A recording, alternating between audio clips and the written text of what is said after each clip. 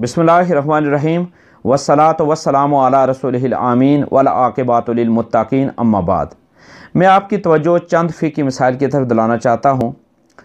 गुस्ल के लिए जो वज़ू किया जाता है वही काफ़ी होता है। ख्वाह बराहना आप गुस्ल फरमाएँ, उसके बाद वज़ू करने की ज़रूरत नहीं होती। उसके बाद आप नमाज भी पढ़ सकते हैं और कुरान मजीद फ़ुरक़ान हमीद की तिलावत भी कर सकते हैं। याद रखें कि अगर आपने गुस्ल करते हुए पहले वज़ू नहीं भी किया तब भी आपका गुस्ल करने की वजह से वज़ू हो गया, इसलिए कि आज़ाए वज़ू पर पानी तो बह जाता है, इसलिए आपका वज़ू भी हो जाएगा। अब नए सिरे से वज़ू करने की ज़रूरत नहीं है। एक और अहम मसले की तरफ आपकी तवज्जो मबज़ूर कराऊँगा, वो ये है कि मुँह से खून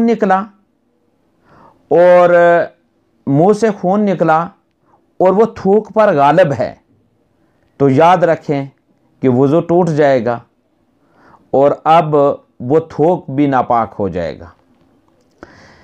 लेकिन ये कैसे पता चला कि थूक गालिब है या खून गालिब है?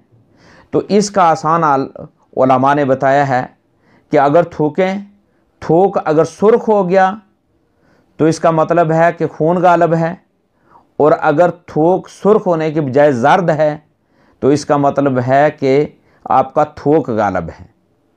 याद रखें कि अगर मुंह से खून निकलने की वजह से थूक आपका सुर्ख हो गया तो फिर वो थूक भी नापाक है और वज़ू भी आपका टूट गया।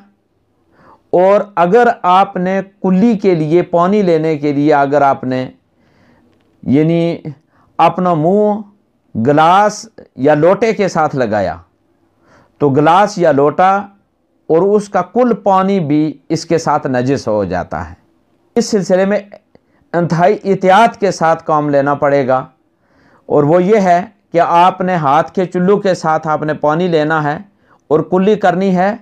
और याद रखें कि कुल्ली करते हुए वो सुर्ख थूक जो है उसके छींटे उड़कर आपके कपड़ों पर और बदन पर ना पड़े, इसलिए कि वो पेशाब की तरह नापाक हैं जो सुर्ख खून है और थूक पर वो गालिब आ चुका है। लेकिन अगर थूक जर्द है तो याद रखें आपका वज़ू भी नहीं टूटा और वो थूक भी नापाक नहीं है। अल्लाह तबारक व तआला हमें ज़्यादा से ज़्यादा इल्म दीन सीखने और उस पर अमल पैरा होने की तौफीक अता फरमाए। व आखिर दावाना अनिल हम्दुलिल्लाहि रब्बिल आलमीन।